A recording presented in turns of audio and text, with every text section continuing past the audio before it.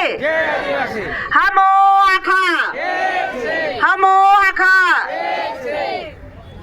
ठंडे अभी नाचने के लिए जाएंगे।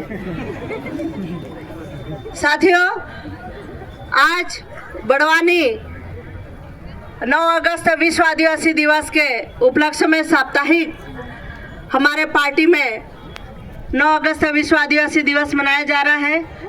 आप सभी को बधाई, शुभकामनाएं। समय कम है, कम शब्दों में मैं बात रखूंगी। आज खुशी की बात है, पूरे देश भर में 9 अगस्त मनाया जा रहा है संयुक्त राष्ट्र संघ में घोषित हमारे अधिकारों के लिए जो फैसला हुआ था संयुक्त राष्ट्र संघ में कि इस भारत देश की भूमि पर आदिवासी मालिक है, इस देश का मालिक है। वो हमारे जल जंगल जमीन के लिए लड़ाई लड़ते आए हैं, हमारे अधिकारों के लिए लड़ाई लड़ते आए हैं। इसी को लेकर आज इसी उपलक्ष्य में 9 अगस्त विश्व आदिवासी दिवस हर देश के कोने में, विदेशों में मनाया जा रहा है।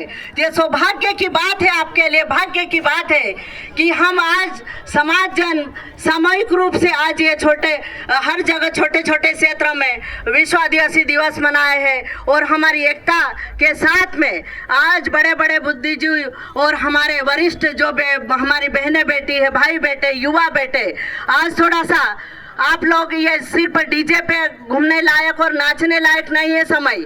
आपको हम समाज के लिए आवाज बनने की ताकत बनाने की ताकत है, क्योंकि आपको संगठित रहने की जरूरत है। क्योंकि हमारे अधिकार अभी खत्म होते जा रहे हैं, हमारा जल जंगल जमीन खत्म होते जा रहे हैं, हमारी शिक्षा नीति खत्म होते जा रही, हमारे स्वास्थ्य के क्षेत्रों में हमारा नुकसान हो रहा है, कई क्षेत्रों में हमारे अधिकारों को हनन किया जा रहा है। कई सरकार आई, कई सरकार गई है, लेकिन आदिवासियों की बात नहीं करते हैं। आदिवासी की जब बात आती है तो उन्होंने जेल में धकेला जाता है, उनके ऊपर FIR करी जाती है। जैसे अभी जंगलों के लिए हमारे आदिवासी समाज लड़ रहा है, मध्य प्रदेश में कई जंगल फॉरेस्ट एक्ट में दिया गया है, तो उसी को लेकर आज हमारे जल जंगल जमीन की लड़ाई लड़ने के लिए हमको आगे आने की जरूरत है। साथियों, फॉरेस्ट एक्ट समय हो गया है कि हमारे जंगलों में फॉरेस्ट के हावी हो गया है।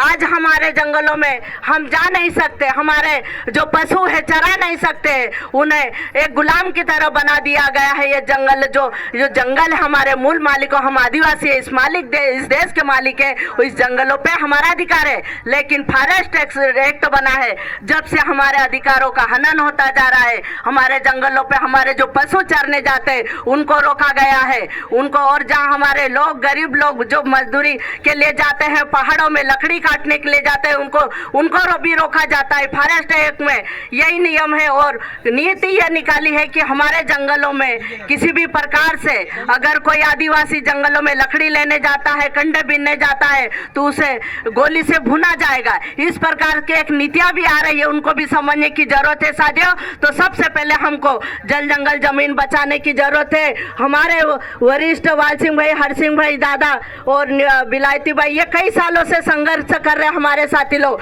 आप लोगों को भी संघर्ष करने की जरूरत है, क्योंकि शिक्षा के क्षेत्रों में भी हमारा पार्टी ब्लॉक जो वंचित हो रहा है। अभी एक पिछले वर्ष के समय एक CM राइज स्कूल है, आप लोगों को अवगत होगा, जहाँ पे वो पेपर लीक हुआ था।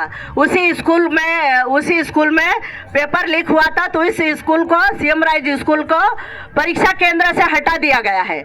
परीक्षा केंद्र हटा दिया गया तो उससे हमारे बच्चों को नुकसान हुआ है, क्योंकि बड़े बड़े सेंटर जो बड़ी जो प्राइवेट जो स्कूलें हैं, कॉलेजों हैं, तो वहाँ पर अगर PMT का घोटाला होता है तो उन स्कूलों और उन कॉलेजों को उनकी मान्यता रद्द नहीं होती है। लेकिन हमारे ग्रामीण क्षेत्र की एक छोटी स्कूल है, उसको ब्लैक लिस्ट में डाल दिया गया है। तो हम यहाँ की प्रशासन और यहाँ के अधिकारियों को कहना चाहते हैं कि पार्टी के वो CM राइज स्कूल, उसको परीक्षा केंद्र वापस चालू किया जाना चाहिए, ताकि हमारे यहाँ के युवा बाहर न जाए। क्योंकि हमारे ग्रामीण क्षेत्र के बच्चे नदी और नाव में बैठ के न परीक्षा देने जाते हैं, जान जोखिम में डाल के न परीक्षा देने जाते हैं। लेकिन सरकार की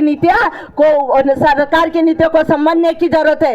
वो चाहती है कि आदिवासी बच्चा नहीं पढ़े, लेकिन हम चाहते हैं कि हमारी आदिवासी बच्चा बच्चा एक एक पढ़ना चाहिए, हमारे अधिकारों के लिए लड़ना चाहिए। हमारे जो वरिष्ठ है ये जो काम कर रहे हैं इनके साथ आपको कंधे से कंधे मिला के चलने की जरूरत है और सरकार की नीतियों को पारखने की जरूरत है। हमको सिर्फ हमारे समाज का झंडा लेके चलना है, हमको पार्टियों के झंडे नहीं लेके चलना है साथियों। जोहार जिंदाबाद, इतना ही कहना चाहती हूँ।